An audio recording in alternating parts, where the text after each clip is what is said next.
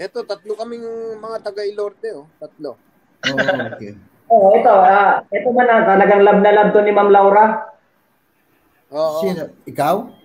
Kayo, champ. Ito kasi bata to ni Sarial, si Daddy Sarial, talagang ano yan. Special yan doon sa Ilorde. Son. Yan. Hindi naman. Sila naman ni Ate Laura, Lolo Sarial, pantay-pantay naman ang treatment nila sa mga boxers nila eh. Hindi, champ, iba talaga ang treatment nila sa'yo. Hindi, pare-pareho lang. Biruin mo, pinag-artista ka. Bibilangin lang natin.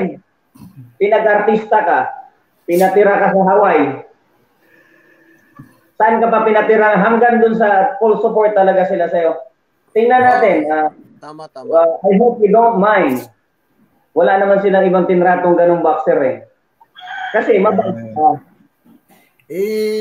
kasi ang ganitong kwento niyan eh, parang doon ako lumaki na sa kanila eh.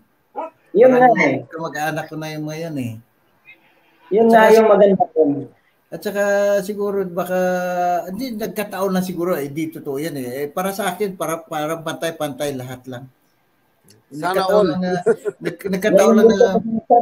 Very, very humble ka talaga. No. Very humble talaga. Pero, ganun